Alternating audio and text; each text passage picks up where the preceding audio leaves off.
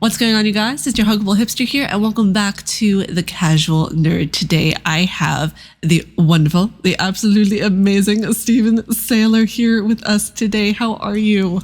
I am good. It's wonderful to finally be able to talk to you. It's a pleasure to be here, and thanks so much for having me on. Oh, of course. It's so wonderful to get to talk to you as well. I've heard, we were talking about this before we started recording, but I got to know like a bit about you through my friend Liana. And I was like, oh my God, I have to follow this person. I have to see what they're about. And I've seen so much of your work in accessibility and seen so much of what you do in this space. And for those of you who do not know like what you do and what you are about, please discuss this, because I know you are a Twitch ambassador. I know that you do a lot of reviews that are purely based in accessibility. Yeah, no, of course. Hi, I'm Steve Saylor, or sometimes I'm commonly known as either the Blind Gamer or Blind Gamer Steve. I'm a content creator and, as you said, Twitch ambassador, but I'm also an accessibility advocate and consultant in the video game industry. So I basically my day job is I get to talk to studios about how to be able to make their games more accessible to as many disabled players as possible. Some of the games I've worked on that people might know are probably the Last of Us series, Assassin's Creed Valhalla. I've worked on Watch Dogs Legion and Marvel's Guardians of the Galaxy. And also what I'm currently working on is Call of Duty Black Ops 6. I've been working on that for the past little while. So yeah, that's basically kind of a little bit about me. That is so awesome. How has it been, by the way, working on the Last of Us series? Because when I played the remake of that game, that had to have been some of the most significant changes, I think, to a game for accessibility I've seen in a while, besides God of War Ragnarok. Oh yeah, no, it was it was a whirlwind. I mean, I kind of was I along with 7 other accessibility consultants were kind of brought in, and this is like the first sort of big, huge project that Naughty Dog had started working on when it comes to accessibility. They did start their journey when working on Uncharted 4. It was like one of the first games to ever have like an accessibility menu, and then they were like, you know what, for our next project, we want to kind of go full in and and start from the very beginning of it. And when we were kind of brought in as consultants, they had already had a lot that was already done, but often it was actually the very first.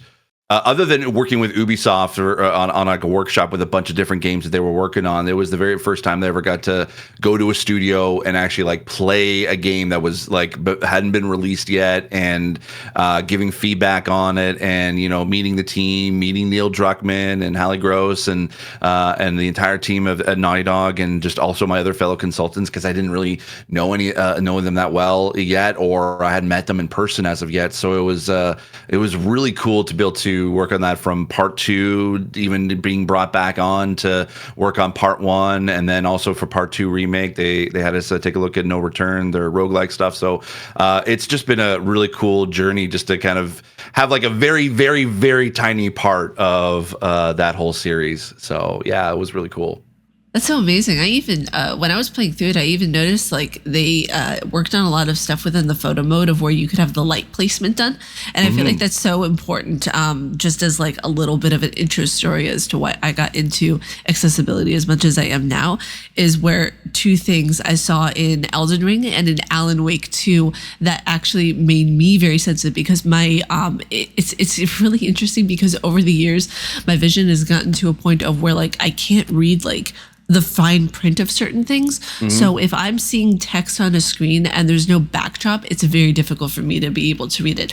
I already have like, I'm nearsighted as can be a lot of the time. So whenever I look at certain things, I actually made it a descriptive point in one of my reviews to be like, hey, you guys, at FromSoft might want to fix the fact that you guys don't have a backdrop whenever it comes to your text walls. And that's one thing that people were telling me, oh, but you're going to make the game easier. It's like, you're not making a game easier by adding accessibility. Accessibility and ease of playability are 2 completely different things. And I want to get your input on that, because I think you see that a lot whenever it comes to Souls and Souls-like games, where people really tend to confuse the 2. Yes, yeah. Well, that's a pretty that definitely is a pretty hefty topic for sure. So yeah. No, I'm totally willing to talk about that for as well. Yeah. I want to say this up front because I know that there are obviously fans of yours probably are obviously fans of Souls-like games and From Software, and they might have either heard of some of my comments about the games or just about it in general. And I will say this, I honestly think that the Souls-like games or any games coming from FromSoft they are definitely geniuses at what they do. Everything from level design they're bar none. They are the best, if one of, or if not the best in the industry. And I think that also their boss encounters are probably some of the most creative boss encounters that are in the industry today. And I think everyone is trying to be able to find that sort of that balance moment, or that sort of that dynamic bosses that essentially are that From Software is known for, and kind of and sort of been perfecting over each game that they create. When it comes to accessibility, as you said, I never want to be able to put I don't want an easy mode just for the sake of having easy mode. I don't want the game to be easier. I understand why the challenge is part of the game. Why you learn by dying is the core element when it comes to any sort of combat encounter within the game. When it comes to accessibility, I think that's the main thing that's kind of always misconstrued, is that people think that easy mode equals accessibility, and it can. Easy mode is definitely an accessibility option, but it is not the thing with accessibility is that every game is different, and that every game requires certain things, and some don't require others. And I think in FromSoft games in and of itself, they don't need an easy mode in order to be able to make it accessible. There are other barriers that are in place that unfortunately kind of prevent disabled players from being able to play the game. But it's not to say that it's not fully inaccessible either. There are many of my friends who have motor disabilities that, because of the remapping that is on PC and the way that the controls are for them, they're able to play it and enjoy it. And it's one of their favorite, Elden Ring is for some of my friends, one of their favorite games of all time. And they are motor disabled. But for other disabilities, unfortunately, it can be difficult to be able to play. For myself, with my visual disability, and for those who are deaf and hard of hearing, there are definitely elements in there that I think could be improved and could be added on, that wouldn't take away from the challenge of the game itself, but it would just remove some of the barriers that those with disabilities have, so that they could be able to come up to that challenge level that these games are known for, and what people can enjoy about those games. So if From Software was serious about adding accessibility, and I think that they are very cognizant of it.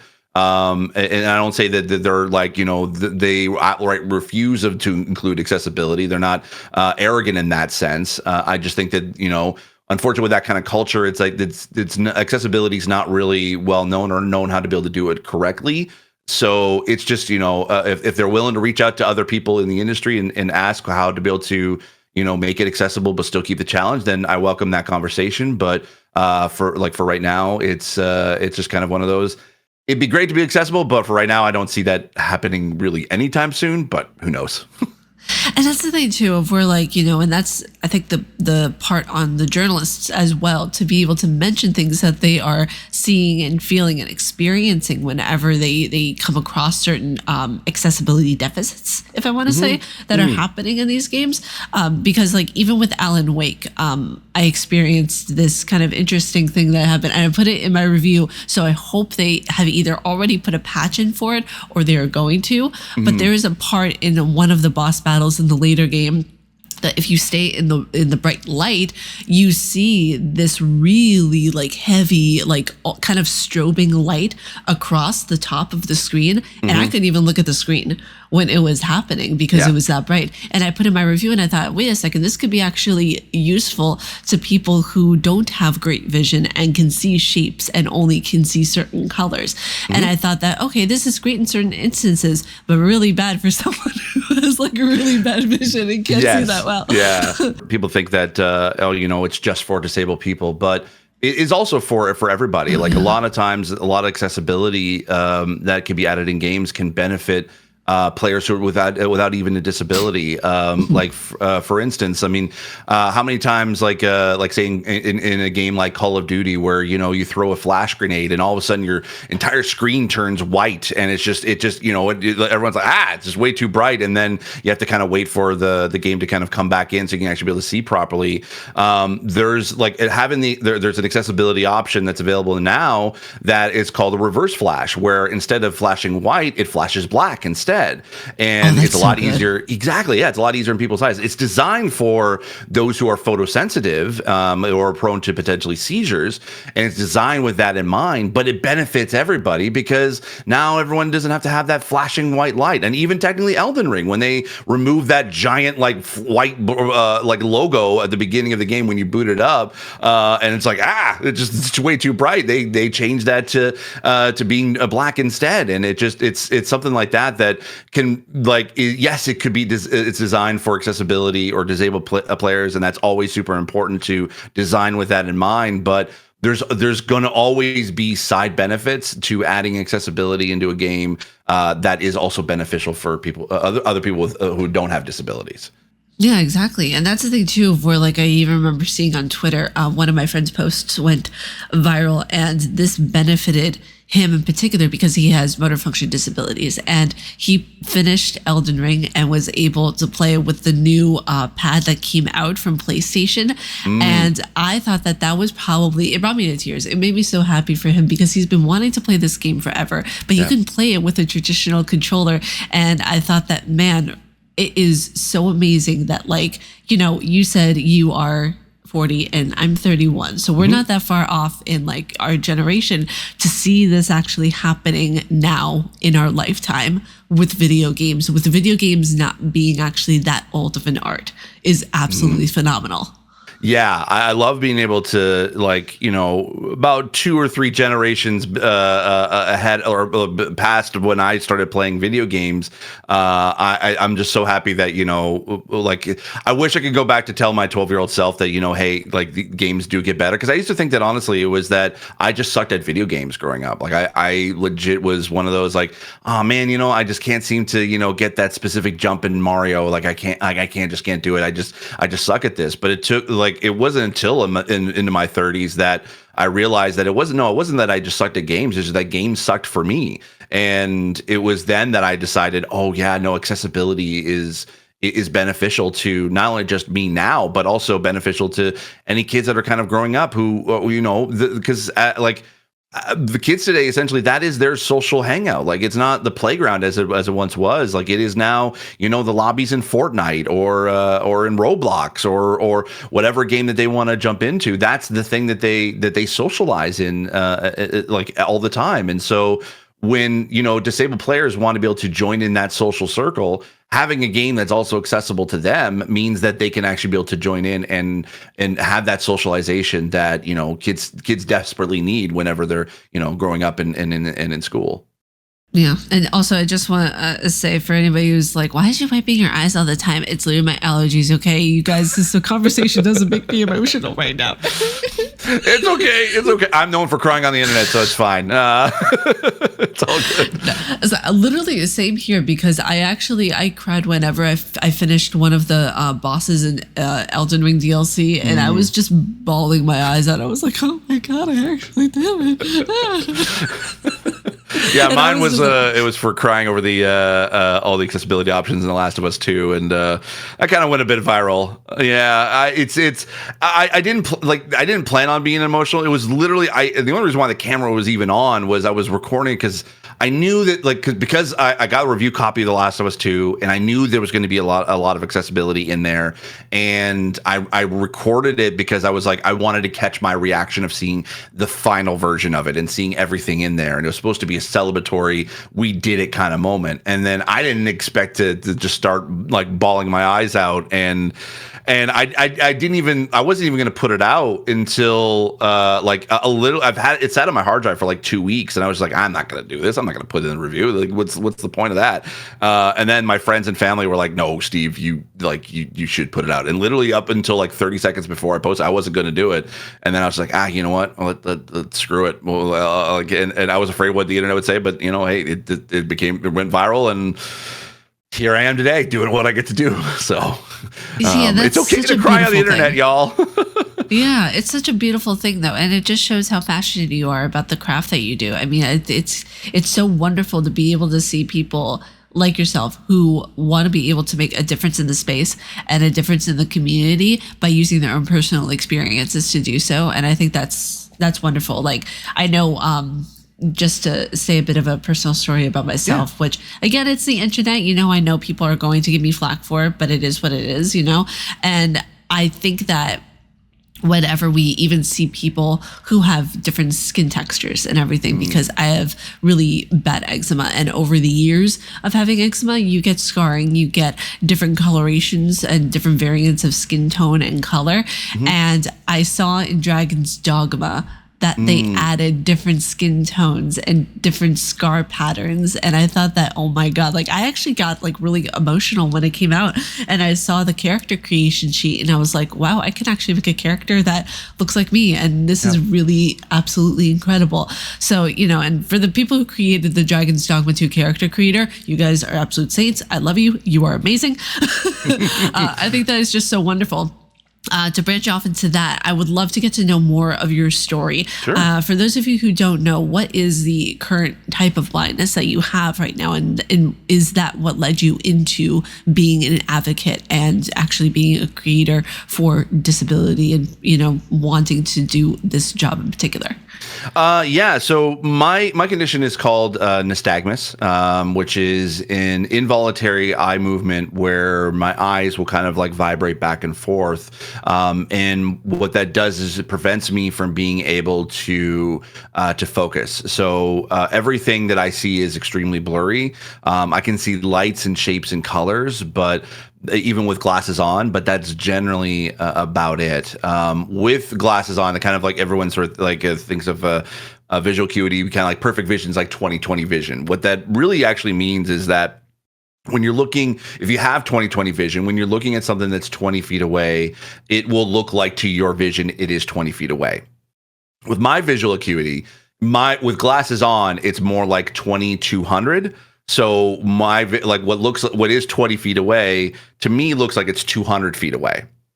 And then with glasses off, it's more like 20/1700, something like that. It's a kind of rare ranges depending on how fatigued my eyes are on any given day. But what essentially that does, again, I can see lights and shapes and colors, but that's generally about it. I do have, I don't have it on me, but I do have like a blind cane that I don't use. I don't need it specifically for mobility purposes.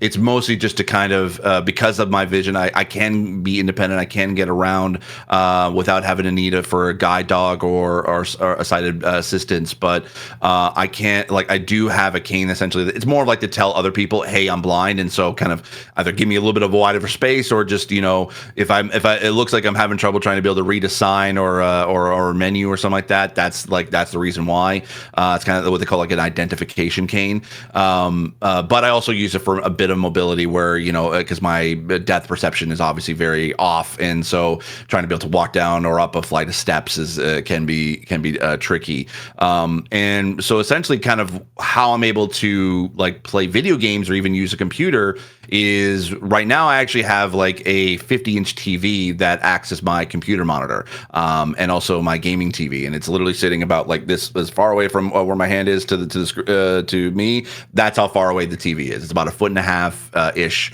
away from me. And you would think, oh, that's, everything is super big, and it should be pretty easy to see.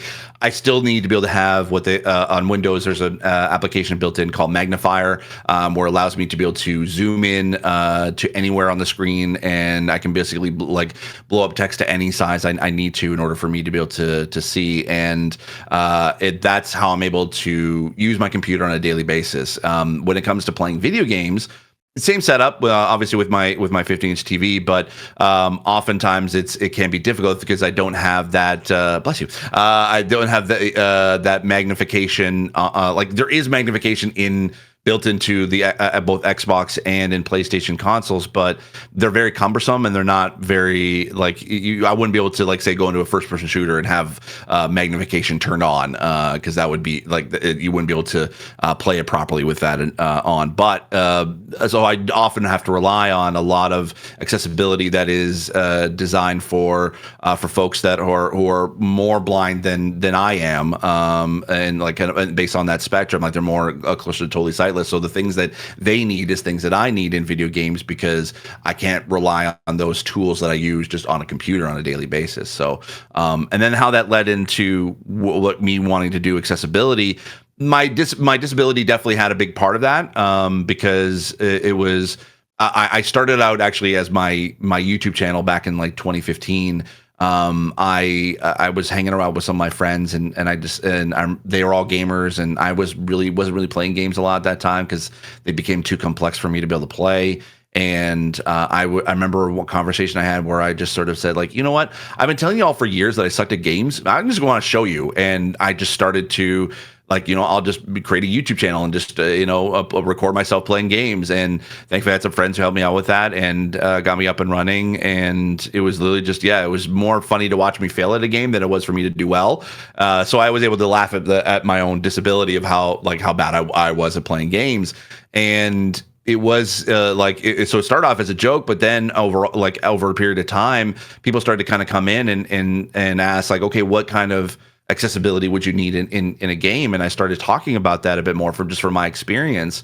And then studios started to pay attention, and I started getting messages from studios like Ubisoft or from Naughty Dog, from PlayStation, from Xbox, and it just kind of grew from there to the point where I started getting asked and being hired as a consultant for video games, and it just sort of and yeah, it basically kind of like that's how it sort of started. But I was like, that was much later in life. Like I kind of gave up on video games altogether for a period of time. Like I was working in radio for like 15 years before I even thought about doing video games. So I was this is my second career is doing this. So yeah, I was ready to basically just ride or die with radio for the rest of my life. But I had a layoff just before the pandemic, and I was just like, you know what, I'm just gonna give this video game stuff a try, and that's kind of where I'm at today.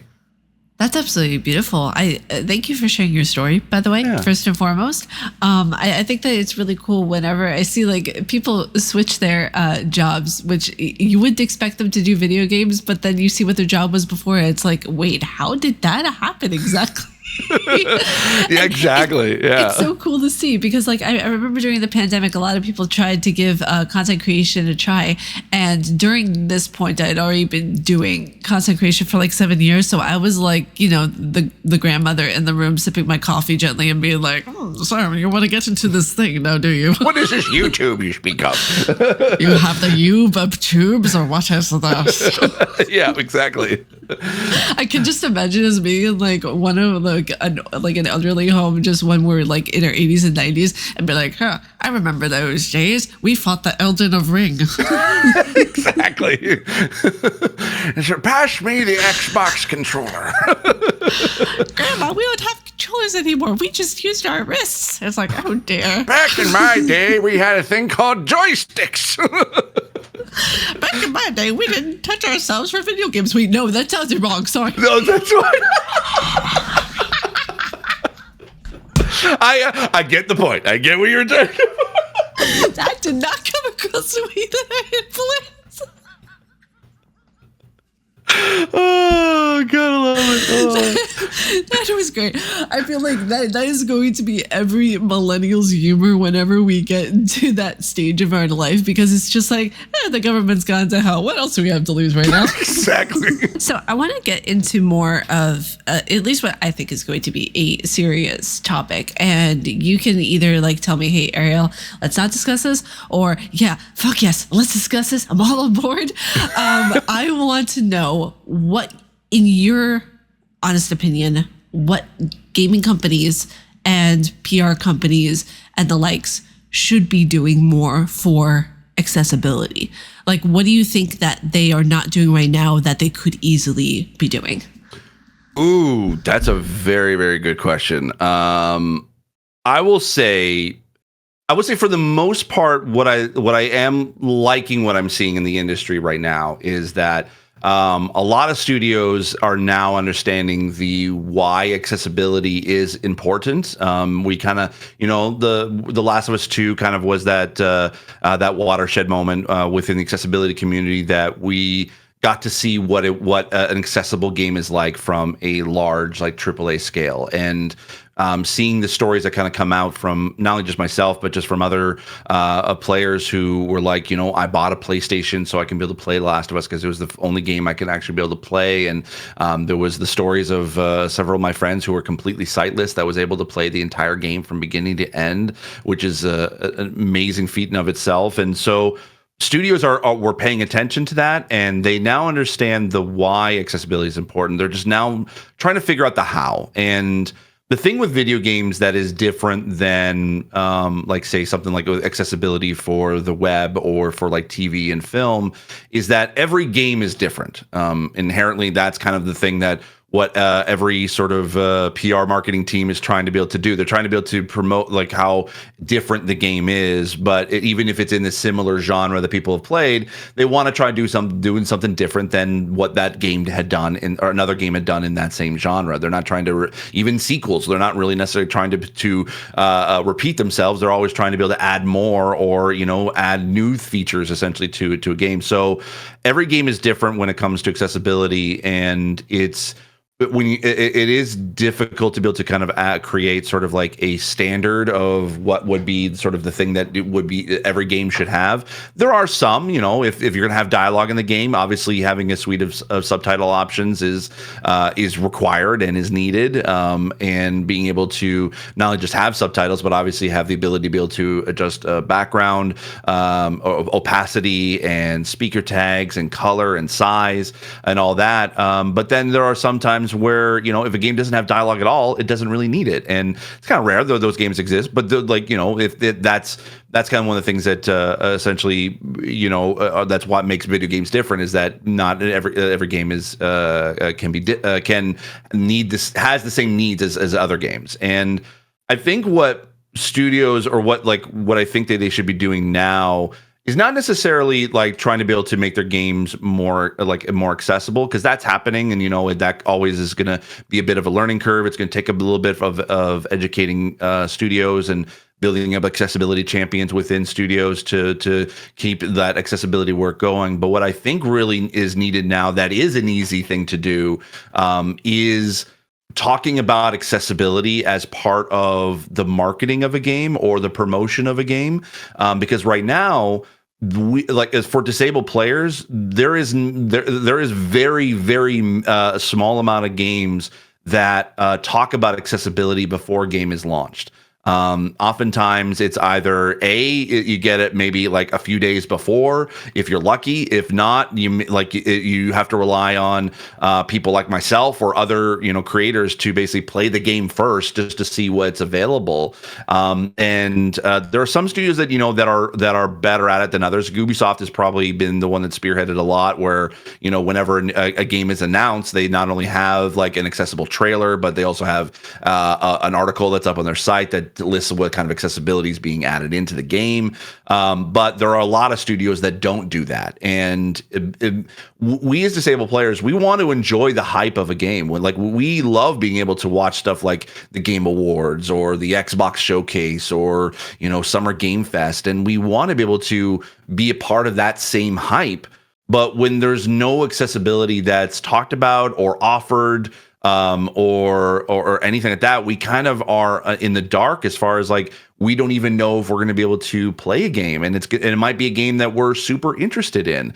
And or at least that there's something that I'm like, I'd love to be able to try that out, or hopefully maybe this new version of this game is accessible to me. That information is never given, and that's something that I hope that PR and communications teams and marketing teams can be able to take into account. And And there is a bit, I will say, the only reason why that they don't right now is there is a bit of fear in that they don't want to disappoint disabled players. And the fear is that if a game is not 100% accessible, then they feel like that it's not worth talking about, because then they're going to disappoint disabled players, and they don't want to do that. So there is a bit of fear of like, well, and even talking about features early, the features may disappear or may not work the way they had initially intended before they decided to, or before they talked about it. So, and often, and like, but a way I sort of like encourage developers in that is that it's okay to be transparent and say, this is what we have, this is what we don't have at this time, and either promise that you're going to be able to either update the game later on after launch so that it can be accessible, or take that or encourage that getting that feedback from players, so that way their next project they can be able to take those learnings and take that feedback and include that accessibility feedback into their next project, so their next game can be more accessible. And we appreciate that as a studio, because then at that point, that's a studio that we are now interested in that it's something we're going to keep an eye on. Insomniac was very much like that. When they started with the first Spider-Man in 2018, they had a very bare bones accessibility menu, but they had some interesting things where you could be able to turn off completely the QuickTime events, which was relatively new at the time. And essentially it was very small, but it was somewhat accessible, but it was something that they took that feedback from disabled players and they improved upon it, so that in their next game, which was Miles Morales, and then moving forward to Ratchet and Clank, and then Spider-Man 2, every game that they had going forward included a lot more accessibility than the previous game. And that basically, because of the care that they took into the beginning, where like with the first Spider-Man, that was a studio that we now, as an accessibility community, were keeping an eye on, and it basically meant that more games in the future from them became more accessible. And now Insomniac is one of the few studios that is like, they take accessibility very seriously and include it as best as they can, and always are improving on it. So it's even if I tell studios all the time who are putting out their first game, or if it's their first time talking about accessibility, it's okay to start small. Yes, it's lofty to be able to try to get yourself to be fully accessible. That's always the goal. But if you can be able to be try to be able to create a game that is at least accessible as best as you can, it's going to benefit players for sure, who need those accessibility options. But it just then becomes like a studio that we can be able to be like, okay, they care about it. Let's see if we can be able to get them even further and make sure that that their next project, that they don't sort of go two steps backwards when it comes to accessibility, that they can keep going forward. And that's the thing I think is needed today, is talking about accessibility early, and then being transparent with what you have and what you don't, because then it allows us as disabled players to make our purchasing decisions even better than before. Imagine that, companies being transparent and actually telling the purchaser what they're entailing. I know. Yeah, it's a lot. I know it's a lot easier said than done in a lot of cases. But when it comes to disabilities, it's good to know that information, because there's something we call in the community like a disability tax. It's like whenever we try to be able to purchase a game, and because we don't know what accessibility is in there, and we play it for maybe 2 hours or so, and we realize, oh no, we can't play it. Oftentimes it's very hard for us to be able to get a refund. Some companies are better than others, but I would say probably the worst of it is Nintendo. If Nintendo, they actually do have, if you buy a game digitally from them, they have, and it's still there to this day, there is a Q&A that basically is like, we do not offer digital refunds, even if you accidentally purchased a game. In order, you should, if you wanted a refund, you should have looked at reviews and screenshots in order for you to be able to know whether or not this game is for you. It says like that. You should look at reviews and screenshots to find out if this game is for you. And did they literally just call their player base stupid? Kinda, yeah, a little bit. And it just that's unfortunately, it just sucks. That's why I always buy my Switch games physical versions, because then I can be able to return it to a store and actually be able to get some money money for it. But like it's a disability tax. It's like when we purchase it and we can't get a refund, it's like, well, that money's now lost, and it just sucks. But if we had that information beforehand, then it allows us to be able to spend our $60-$70 wisely. Yeah. Oh my God. Can you imagine like thinking back to 2003, 2004 of the GameCube game? I can't talk right now, apparently. The GameCube days. Yeah. Ever thinking that a game was going to be almost $100? Oh, I know. I look at today. So I've seen ads of video games back in the day, and I'm like, they're the exact same prices, if not more. And I'm just like, oh man, I thought that games would be cheaper as we got older. Nope, it just got more expensive. Oh man, and the next thing I wanted to actually branch off of what we were discussing before about what companies can do. This might be a hot take, and I hope people don't come at me in the comments for this. Okay. But it sometimes feels like companies just don't give a shit about accessibility because they want to look cool, or they don't want to bother sometimes with it.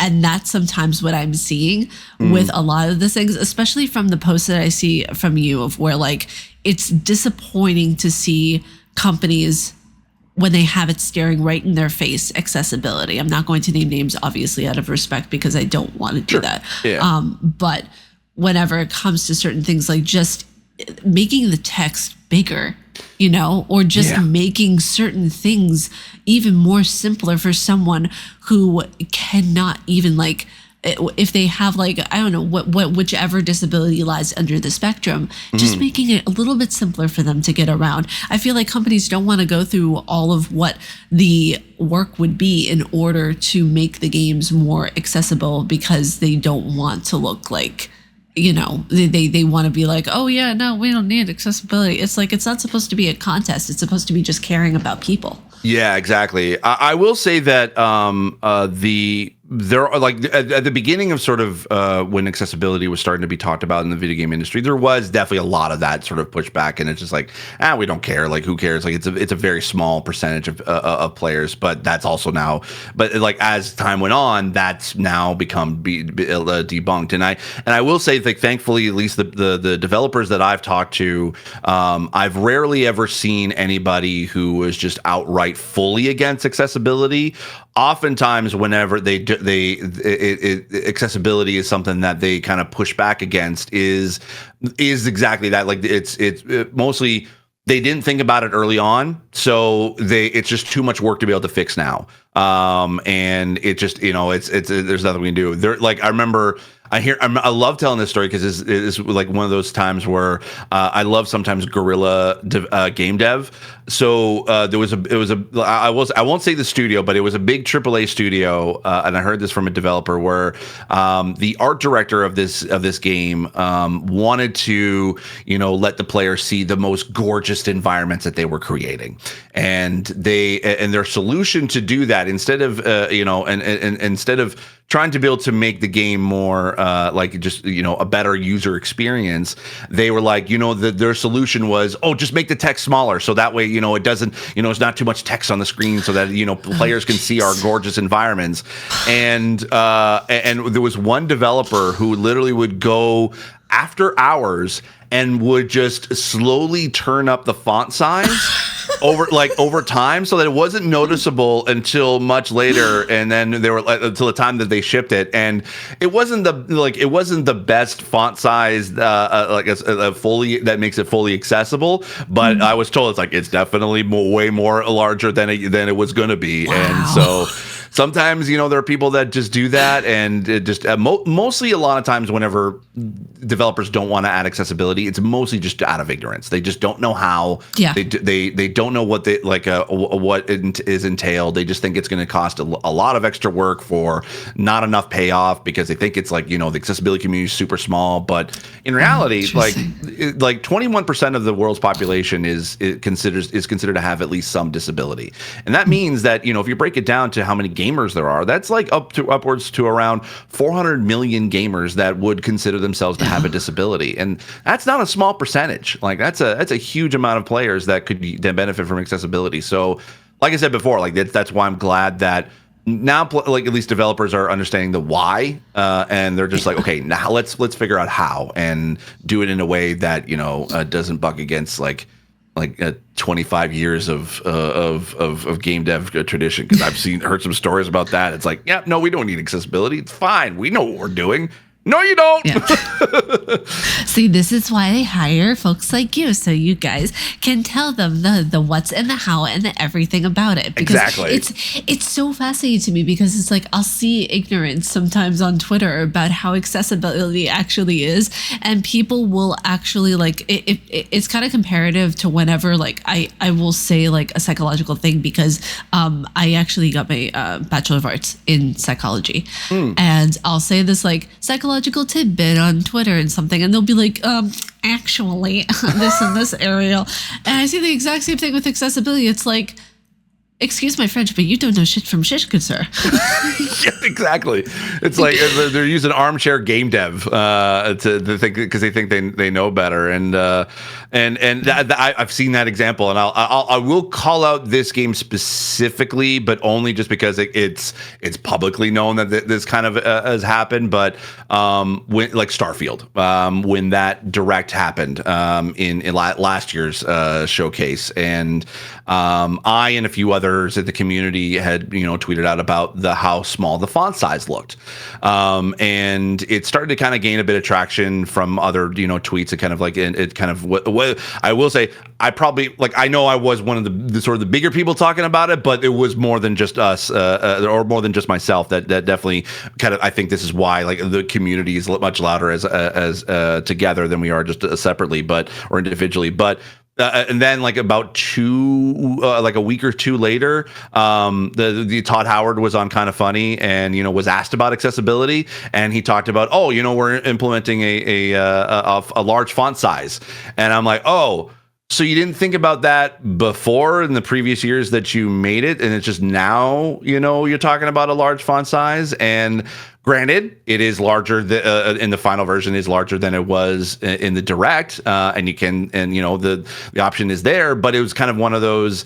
It's those devs. It's like they spend so much time, like they think they know what they're doing because of the years of experience, but it's some cases they're just either not willing to learn something new, or they just think that they know what they're doing, and they're not willing to accept help from anywhere else, like when it comes to accessibility. So hopefully that changes in this case. Again, it's more, I think it's just more ignorance, and sort of necessarily like, no, we don't care about disabled people, but it's it pops up occasionally every once in a while, and I always like to I don't ever get like super mad. I always put on like my like disappointed dad voice, where it's like, I'm not mad, I'm just disappointed.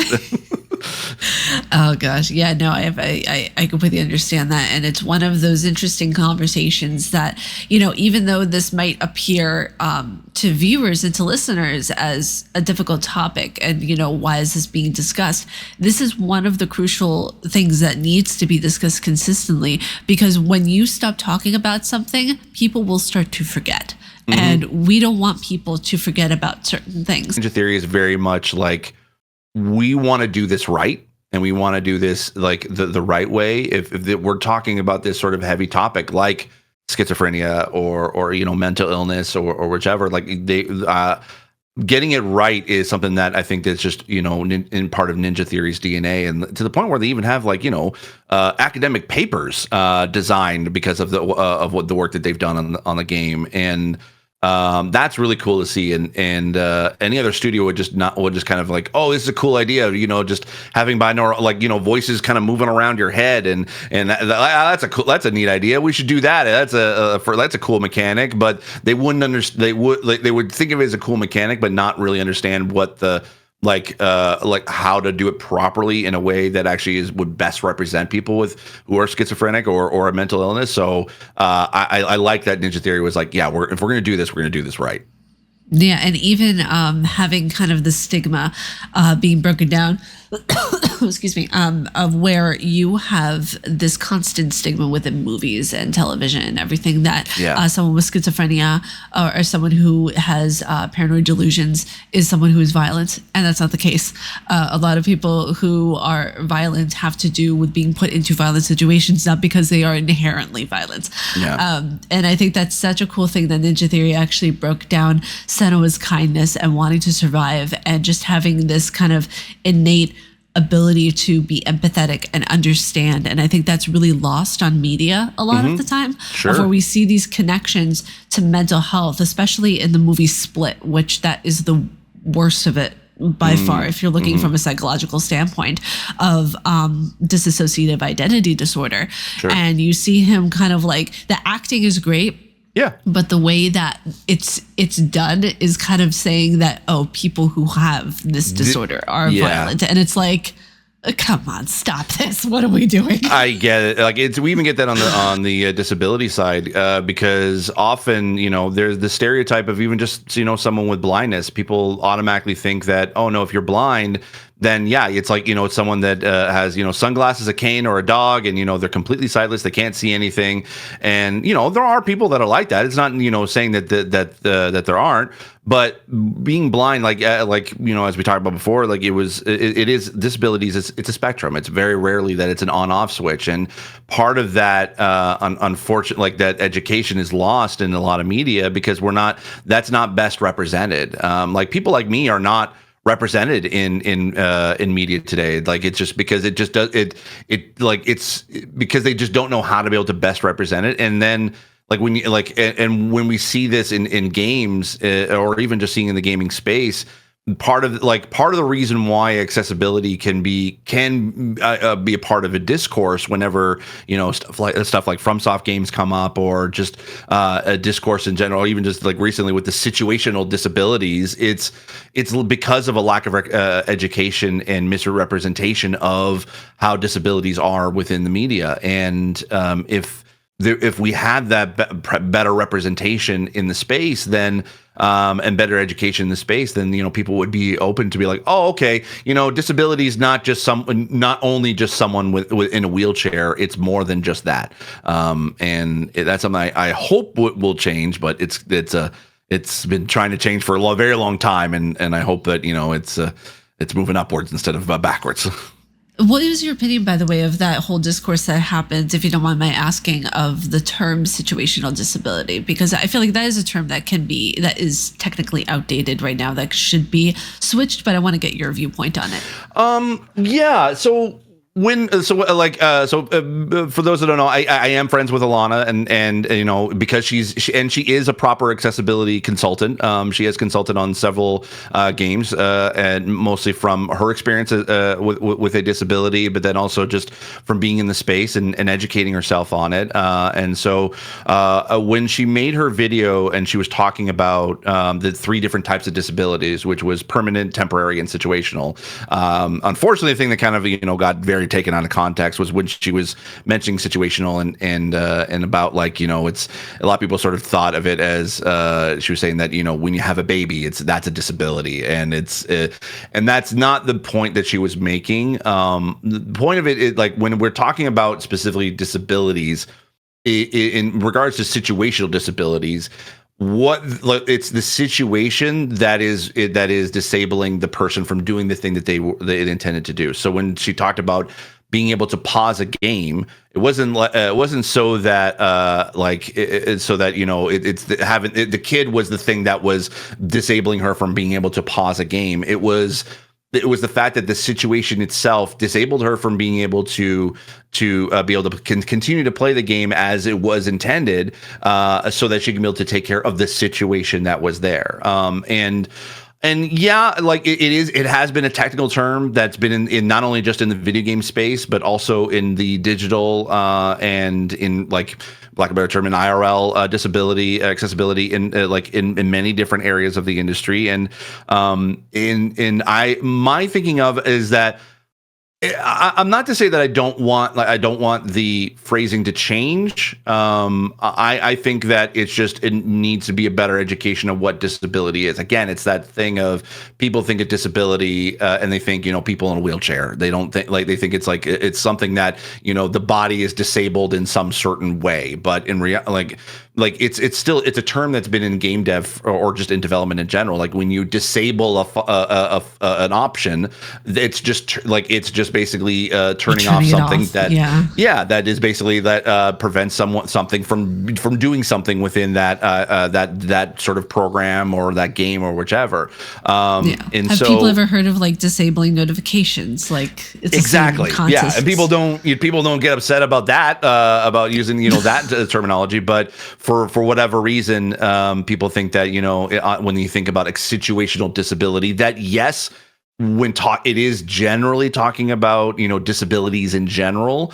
I'm one to be like, hey, if development can get together and be like, let's figure out a different phrasing, then I'm okay for it. But for right now, I think that it still is the best way to be able to describe the different types of disabilities, and we just need a little bit more education about what those kind of disabilities are. The example I even gave with the kind of add on to Alana's example was part of that situational disability. We've seen that inclusive tech chart from Microsoft about being a new parent. I use the fact of okay, you know what, you want to be able to you just had a baby and the baby's finally gotten to sleep and you actually have a free moment to get a round or two in Fortnite. But you need to keep the sound down because you don't want to wake the baby up. So what do? You turn on accessibility features that are for deaf and hard of hearing players, like the audio wheel in Fortnite. It's designed for those for deaf and hard of hearing players, but it is also accessible to that player or to that parent who just wants to play, but can't play with the sound up at all. And so, having those it's where the disabling factor is the situation itself, and not the having the baby is the disability. So yeah, that's what people don't understand, and I feel as if she was taken so out of context with so many people.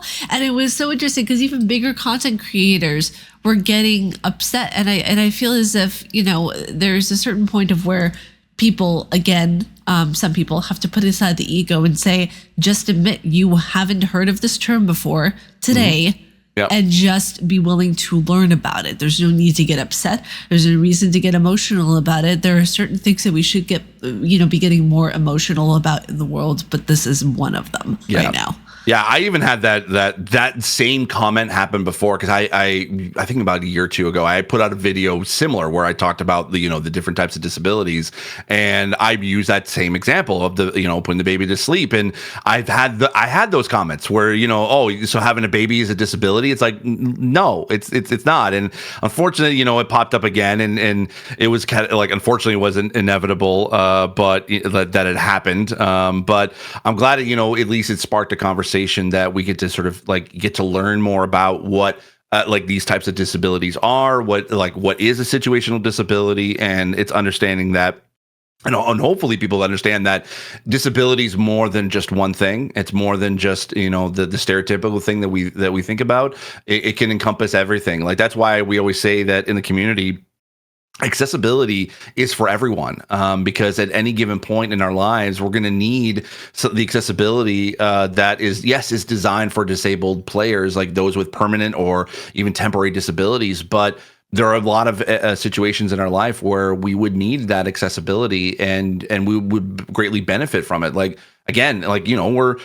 definitely not of the new Fortnite Roblox generation of gamers that are out there now, and we understand that as we get older, our reflexes are not the same as they once were. I think that probably as much as I think even in your situation, you love Souls-like games. You want to continue to keep playing those games even further into the future, and our reaction time is not going to be as it once was. So if you're able to add accessibility into games now, then that means that later on, when we're in our when we start getting into our 50s and 60s, 70s, you go up to even 100, and we want to continue to play video games because we we love it.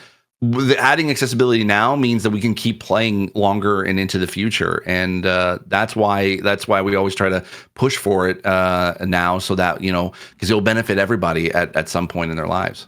Exactly. And, there was actually a content creator who I follow on Instagram, and she is a paraplegic, and she said that there will always be a point in our life. That's why life is so unexpected, of where you will become disabled. This is an inevitability. The human body is fragile, and it is something that is unavoidable, whether it is just because of old age or something tragic happens, or something in your body is just like, nope, we're flipping this switch. There's nothing you can do about it. Yep, exactly.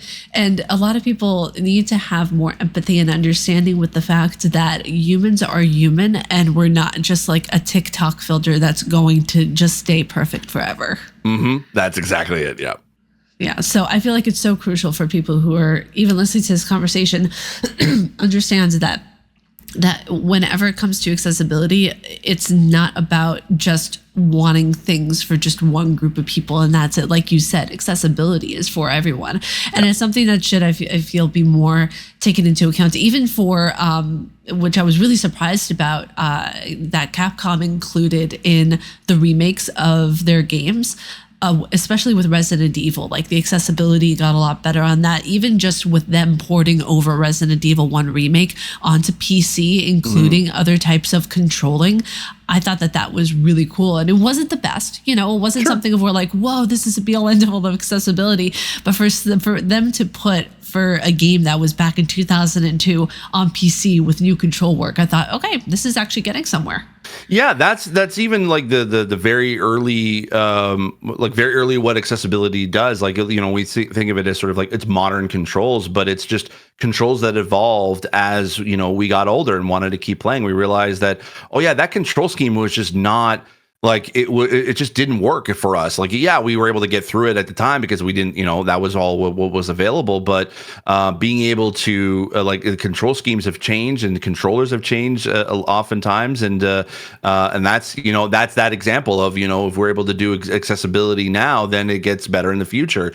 We're able to sort of take those modern controls and include them into remakes of games that didn't have them at the time. Yeah, it just makes it like that, like it's more accessible. It means that more players can now be able to play the game and enjoy it for what it was. And because I've never been able to play the original Resident Evil, and so now that they've got like these modern controls, I want I can now finally be able to jump in and hopefully be able to enjoy it and not be scared off. Like one time I got scared by Brittany Brombacher playing the Maiden demo. She scared me half to death, Brittany. Yeah, Brittany. Still calling you out for that, Brittany. That's okay. Brittany's great. We love her. Brittany is awesome. I think we're going to be doing a podcast with her as well. Oh, amazing. At some point, and so I'm really excited. I sent you an email, Brittany. No, just joking. Brittany's great. But I also actually, what's really funny? I love seeing like her and Paris go at it on Twitter about Resident Evil. It's I know. She keeps trying to recruit me into that, basically being like, if Steve, we need you to get to play so we can, go up against Paris. I'm like, no, you guys, you go on. That's you. That's all you guys. She should be asking me as well, because Resident Evil 1 Remake was the first video game I ever played in my existence. So there you go. I think when you talk to Brittany, I think she's like, she needs to recruit an army against Paris. What's funny though is like with Resident Evil, it gets so cringy at certain points with the dialogue, because I remember playing the very first one on the PS Classic that came out back in 2018, and I just got it from a pawn shop a few years ago, and I was like, I'm gonna emulate this. It's gonna be so much fun. And I saw that they had the Resident Evil what was it, director's cut from '98 on there. Okay, yeah. I never played that. I went in, and Barry says, "Jill, look out. There's monsters there." I'm like, what? Hey, video game acting and dialogue is not exactly a lot of our strong suits back in the 80s and 90s. It was special. It was a certain kind of fun. It's special, yeah. I think it was really interesting too, because like, you know, I think this is it'll be a fun way to end off the podcast of where, what was the game that got you into gaming? Because for me, it was Resident Evil 1 remake and Zelda and the Wind Waker.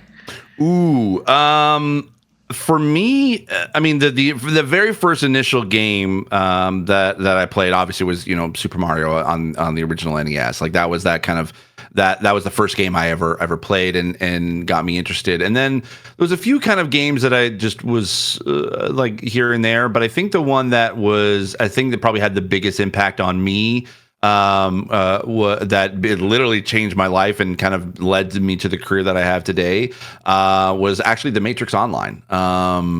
Yeah, it was much later. It was like basically my like late teens, early 20s when I was playing it, and because I love the Matrix. The Matrix is my favorite movie of all time.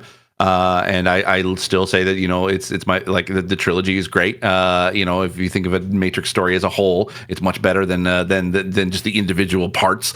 But so I was already interested in when I heard about the Matrix Online, I was like, oh, I want to jump into that. And so when I started playing it, I was like, yes, like I love being able to be you know, a new awakened new red pill and being able to learn all those sort of Matrix moves that I saw in the movies. But what was great too is that there was a community made radio station in the game called Radio Free Zion. And I remember I found it like as part of the community during the beta of Matrix Online, and I found their website and I signed up to be a DJ, and they heard my audition and they liked what I did, and I was immediately like on my first sort of DJ set where I was like as a radio DJ for Radio Free Zion, it was for a server wide party that they were organizing. And you gotta remember, this is back in like 2005, 2006 when like Winamp was kind of like the streaming platform for audio. This is pre YouTube, this is pre Twitter, pre Facebook, whatever. But I remember there was about 3,000 people that were tuned in to that to listening to me live, and I was hooked, and I was like, okay, yeah, this is what I want to do. And it led me to, you know, a field of broadcasting and content creation. And it was the thing I'm like, yeah, video games kind of has that impact. So that's probably the one that, and there's many others, the games that I just loved the most, but that's the one that kind of had like the biggest impact on my life. Oh, that's so beautiful. See, that actually reminds me of the game, The Matrix Reloaded back in 2003. Yes. Well, there was a few. There was like Enter the Matrix, which was based off of between Matrix 1 and 2. And then there was like Path of Neo. And yeah, there was a few Matrix games, but that's why I say Enter the Matrix is the best video game adaptation to a movie of all time, because no one can, and I will say this, no one's been able to contradict me on this, because what movie or what video game was able to actually get scenes filmed while they were making the movie, scenes filmed specifically for the video game, and to have like basically an hour's worth of actual film scenes that for this game, and like there's it's the best, it's the best video game adaptation of all time. It's so good. I remember playing that on the GameCube when I was a kid, and I thought that, whoa, this is really absolutely incredible, like what they're doing with gaming and everything. And I was just like, oh god, that was a few years before I went into high school, and I thought that this was supposed to be like, this is going to be the future. This is going to be something that will absolutely change the world. And to a degree, it has. Like, if you think about it, like when we look at VR, when we look at a realistic, what I like to call realistic world imprinting into video games, we see kind of like everything from the real world now being scanned into games. We see it in FromSoft games, we see it in Bloodborne, we see it in so many games, like even God of War Ragnarok and Senua's Sacrifice has real world scans. And I think that is just so freaking cool. Like, games are just awesome. Like, I fucking love games. Oh, me too. Like, even looking at like Hellblade 2 is like the facial animation and the facial scans, like getting like the pores of people's skins like so perfectly accurate, and it's just so good. Like, I love it. Yeah, forget about the yellow ledges, man. The freaking pores. Exactly. Yeah. It's just so great. So one of the last topics I want to go into Sure. with you is one topic that is just a throwaway. It's fun. It's a question that I ask sometimes on my other podcast for Souls and Souls-like stuff of where if you had a pizza party, which people from the industry and which game characters would you invite and what pizza would you have? Ooh, okay. So wait, people in the industry, game characters, and what pizza? Okay. All right. So first off, pizza. It would definitely be what is kind of because I'm Canadian, so it actually would be a traditional Canadian style pizza, which is pepperoni, mushroom, bacon. That would be the pizza. As far as video game characters. Ooh, I would probably say. I mean, my immediate thinking of is anything from Nintendo, like Mario or and Zelda and Link and Luigi and all them, because I feel like that they'd be fun to party with. But I'm thinking who else would because my go-to is I'm a big fan of like Star Trek and Star Wars games, so I'm thinking I don't know, it's I don't know if inviting like Luke Skywalker kind of fits into because I played him in a game once. But I'd probably go to would be the Nintendo characters. I think probably people in the industry. There's just it would I don't think I can narrow it down just a few. It'd be as many people as who just had a big impact on my life that I think are just awesome and just became really great friends. Of course, our mutual friends of Paris and Danny and Rihanna and Andrea, Brittany, the folks at Kind of Funny, the folks at IGN and GameSpot and Giant Bomb, all our mutual friends in that. I just would be hey, let's go hang out and just chat and just have fun and talking video games and stuff. That's why I love going to Summer Game Fest. And have you been yet or no? I've never been to a convention before, actually.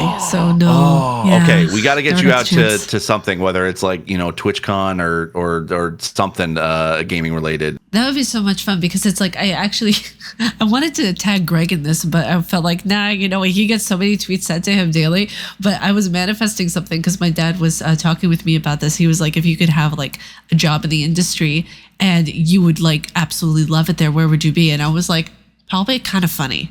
I would love to be a video editor for Kind of Funny. Oh, I mean, hey, you never know. I mean, they just finally got it started. They got Roger Picorni over there doing all the video editing for them. So, I could definitely see them being expanding that out. And Greg's great. He's awesome. Oh yeah, it's absolute best. Every time Even he though sees me now, PC gamers, it's fine though. It's fine. It's fine. It's fine. Yeah.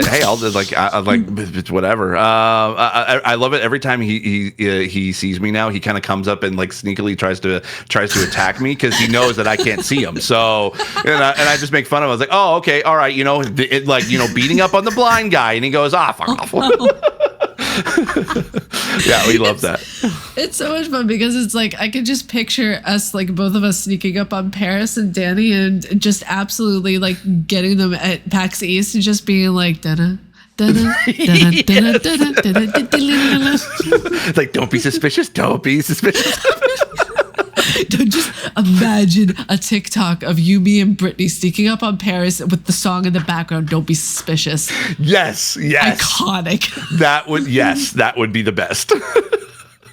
I honestly, for the pizza, for me, I feel broccoli and mushroom will be my go-to pizza. Interesting. Yeah, okay, I've never had broccoli on pizza before, but I'm always willing to give it a try.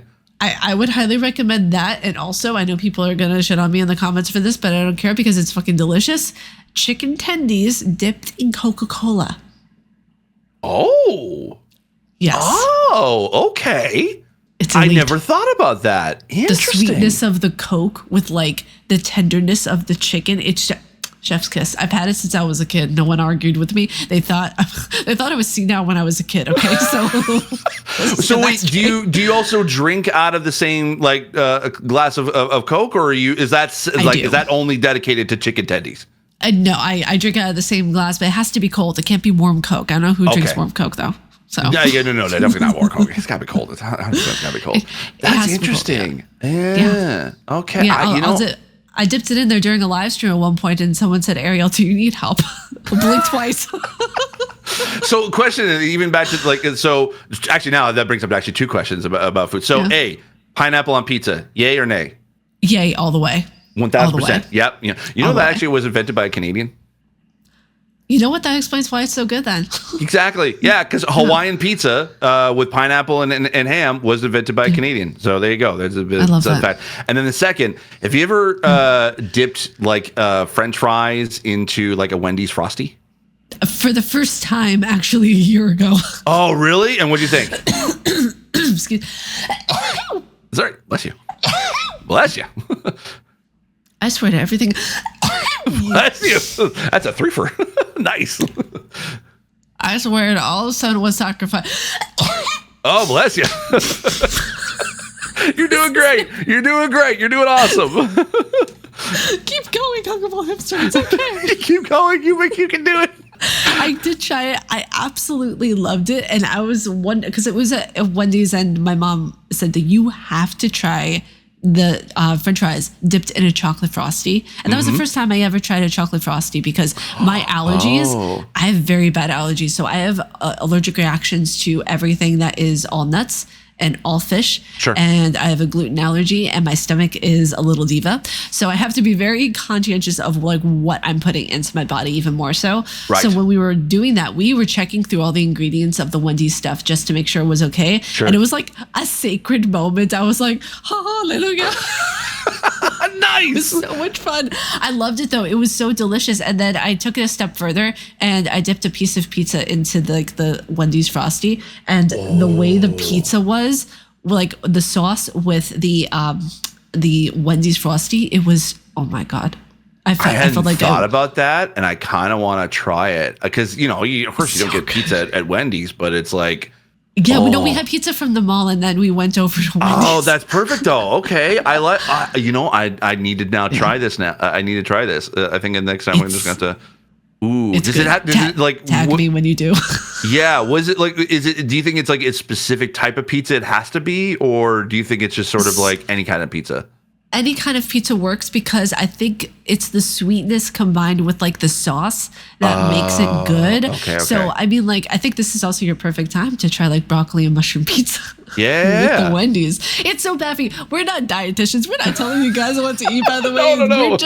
We're just two foodies who absolutely love to eat. Oh, I love food way almost sometimes a little bit way too much. Now I need to know, like, what is your go-to snack food? What do you like? What do you nomming on?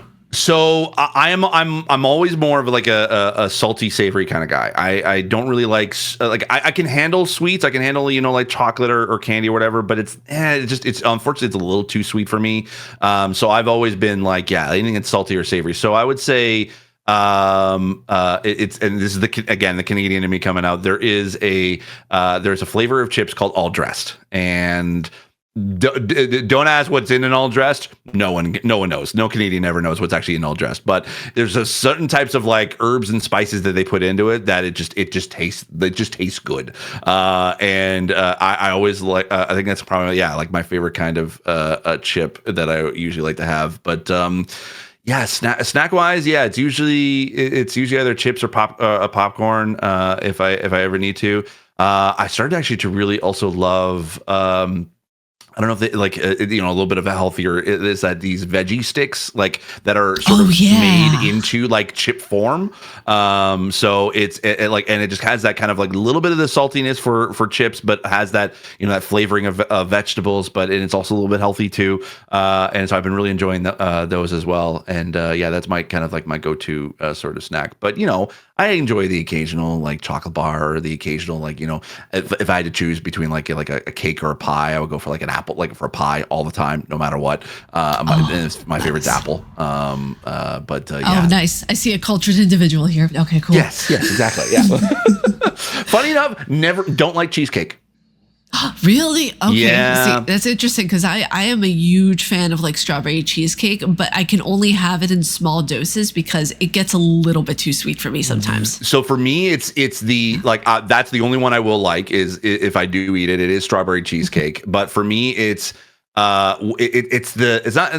I guess because it's just sort of like it's trying to be able to make cheese the cheese flavor sweet doesn't work for me. Like it's either cheese or it's not, and you don't need to be able to add sugar or into a cheese, like try to diffuse that into a cheese flavor. Like that's why it's like, okay, I need to have like a strawberry cheesecake and it's just doused in strawberries, because then at least there's some sort of flavoring that I enjoy. But yeah, no, I've never been a big fan of cheesecake, unfortunately.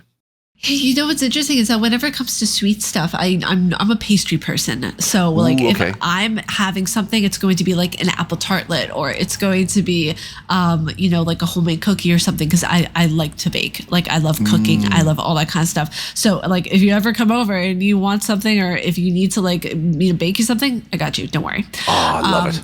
And it's one of the really cool things of where like my mom actually made a strawberry shortcake when I was in high school, and it was the best thing I ever had. It converted me to having just like really good cakes and pastries, because I used to live in New Jersey growing up. Okay. And there was this shop that was right near our house that we would walk to, and they sold the best cookies and the best pastries ever. And I'm not even sure if that place is still around anymore, but you would just walk into the store and it just wafts over you the smell of good cooking. And it's like, oh my God. And it's interesting too, because it's like, I come from an Irish and Middle Eastern family. So for our cooking, we have a lot of like trina. We have, what's it called? Homemade hummus. Like a lot of the stuff is just, it's so freaking yummy. I think like the most thing, like if I'm going to have a snack food, it's going to be some chips and hummus with chickpeas on top. Ooh, okay. I like me some hummus. I'm not a big fan of chickpeas, but I do like hummus, especially as a dip. I think I'll go with usually like a dip. It's like that's kind of like the sort of indulgence I'll have for myself. It's like if I don't want to just have chips, I want to have something a little bit extra. I'll get like either a French onion dip or like a nice. dill pickle dip is probably like my favorite, because I also love pickles too. So I'll just eat anytime that there's like an option to get pickles on the side of things, 100% getting pickles on the side. You're going to love this then, because my mom and I go to this grocery store that's like about 30 minutes away from us, and they have the best pickles ever. We don't call it like Mark 32. We just call it the Pickle Palace. Like, that's so great. I love that. It's so good. Like if I'm going to have a snack, it is going to be pickles, and then it is going to, this is so bad for you, but it's going to be pickles, and then there's like a Dorito on top, and I just have that, and it's so good. Oh, I never, oh my gosh, you're giving me like a lot of combinations I need to try, because I never tried Doritos with pickles. I'm like, that sounds so good though. Like just regular Doritos, or just any kind of flavor? Right. Regular. Like I tried it with Cool Ranch. It doesn't hit the same way, but regular Doritos with pickles, it's so good. This was such a wonderful conversation. We ended up getting on so many different tangents, and that's what I absolutely love about doing discussions with people in the industry. The tangent, I feel like it's so common with people who are passionate about this industry. The tangents are just strong, and I love it. No, this was great. Thank you so much for bringing me on and having this wonderful conversation. And I apologize for I do talk a lot, so I apologize that I ramble quite a bit. This is what the podcasts are for. So okay, talk good. Away, please. Hey, when you get two podcasters in a room, this is what we do, so it's fine.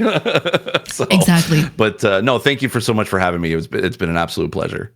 Of course. And if you guys enjoyed the podcast, you guys want to see more, let us know in the comments down below. If you guys have any questions about accessibility or psychology or mental health or anything that has to do with the likes, just let us know down in the comments and we will answer to the best of our ability. But if you guys like our faces and what we do, please be sure to subscribe and hit that bell down below. May you find your worth in the waking world, your hunter. Stay casually nerdy. Now I'll see you all in the next video. Umbasa.